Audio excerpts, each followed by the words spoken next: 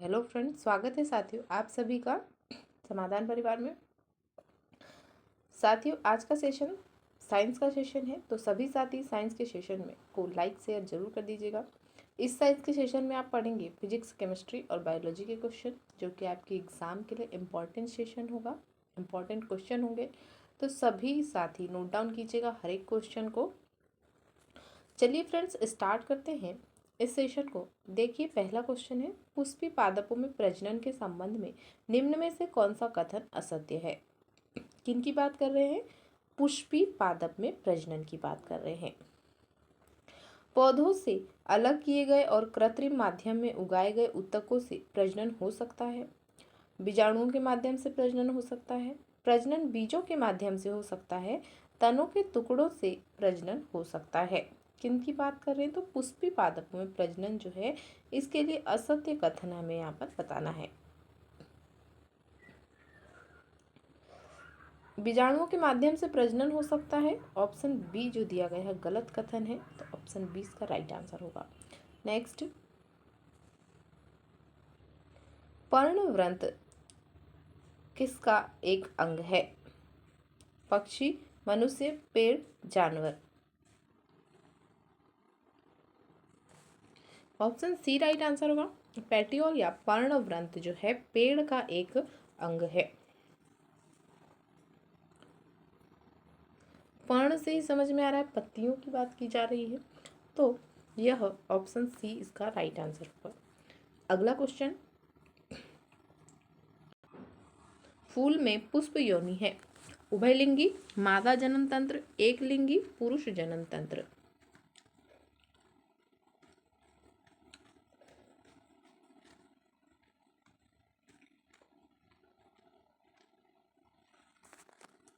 Option B right answer होगा, मादा जनन तंत्र। नेक्स्ट, पौधे के बीज में भ्रूण होता है जो उचित परिस्थितियों में अंकुरित हो जाता है। इस प्रक्रिया को इनमें से किसके रूप में जाना जाता है? अंकुरण, परपरागण, परागण, वाष्पोत्सर्जन। पौधे के जो बीज है इसमें भ्रूण है और यह उचित परिस्थिति आने पर अंकुरित हो जाता है, तो यह प्रक्रिया अंकुरण के नाम से जानी जाती है। तो ऑप्शन ए में अंकुरण दिया गया है, जो कि इसका राइट आंसर होगा। अगला क्वेश्चन, निम्नलिखित में से कौन सी वनस्पतियों में प्रच्छन्न प्रजनन अंग होते हैं?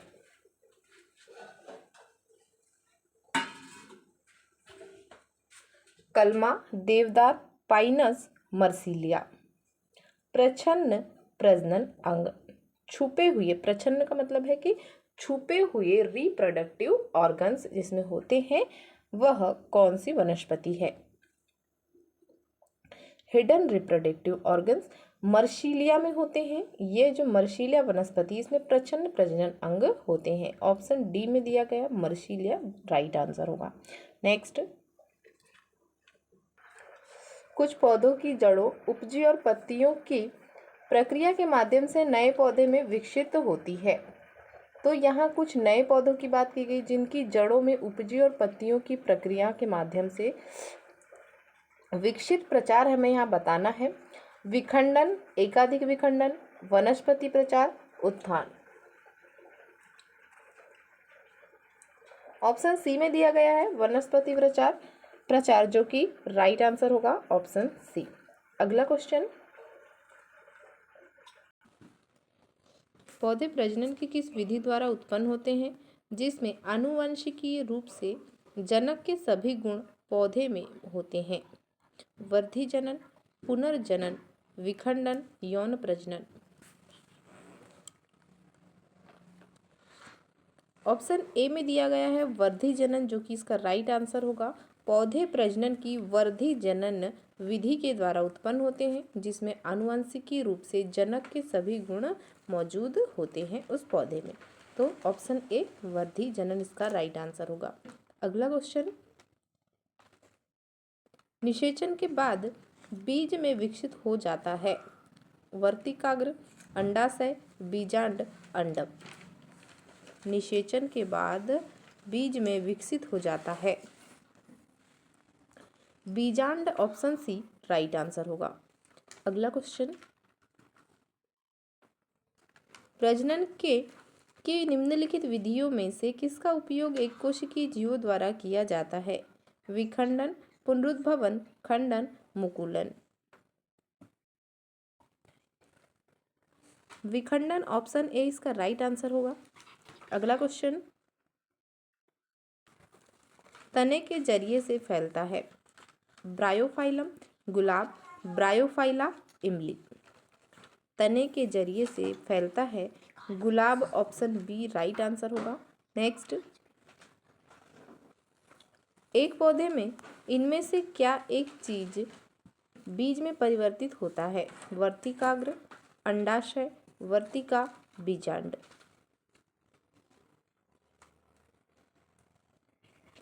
ऑप्शन डी राइट आंसर होगा, बीजांड। नेक्स्ट, पार्थेनोकार्पी को किसके रूप में परिभाषित किया गया है? निषेचन के साथ जड़ों के विकास, निषेचन के साथ फलों के विकास, निषेचन के बिना जड़ों के विकास, निषेचन के बिना फलों के विकास में। पार्थेनोकार्पी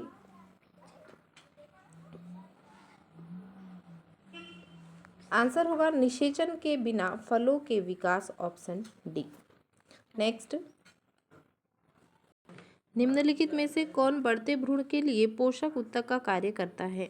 बीजांड, अंडाशय, एंडोस्पर्म, युग्मनज। बढ़ते भ्रूण के लिए पोषक उत्तक का कार्य जो है एंडोस्पर्म का होता है, ऑप्शन सी राइट आंसर होगा। नेक्स्ट,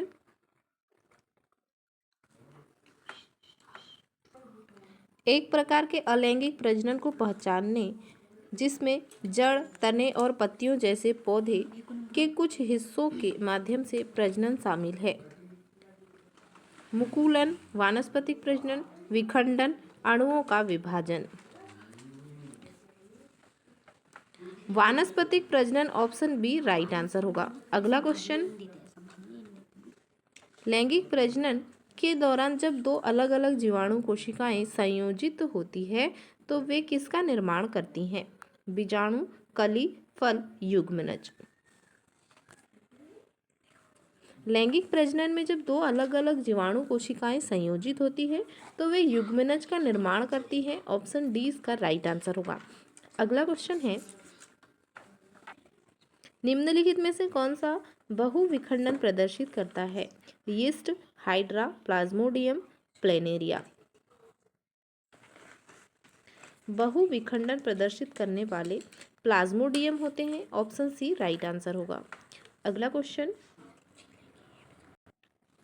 फसल के पौधों के वे समूह जो वानस्पतिक पद्धति से उपजते हैं? आलू, पपीता और केला, गन्ना, आलू और केला, मूंगफली, सहजन और काजू, प्याज, धनिया और नींबू।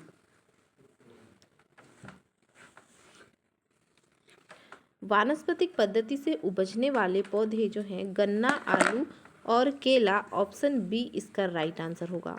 अगला क्वेश्चन, पौधे का कौन सा हिस्सा रनर या घास में अलैंगिक रूप से प्रजनन करने के लिए विशेषीकृत होती है? फूल, जड़, तना, पत्ते। आंसर होगा तना, ऑप्शन सी। नेक्स्ट, एक प्रसुप्त या डॉर्मेंट भ्रूण द्वारा सामान्य विकास के आरंभ द्वारा अथवा पुनर्ग्रहण को कहा जाता है? प्रसुप्त या डॉर्मेंट भ्रूण द्वारा सामान्य विकास के आरंभ अथवा पुनर्ग्रहण को कहा जाता है? बीज निष्क्रियता, फलों का गुच्छा या फ्रूट सेट, अंकुरण, फलों का पकना।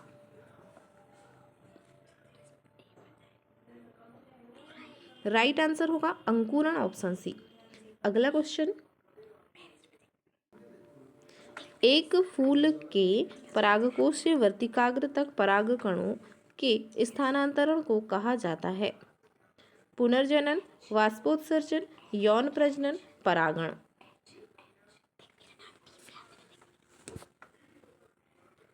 एक फूल के परागकोश से वर्तिकाग्र तक परागणों के स्थानांतरण को परागण कहा जाता है, ऑप्शन डी राइट आंसर होगा। नेक्स्ट,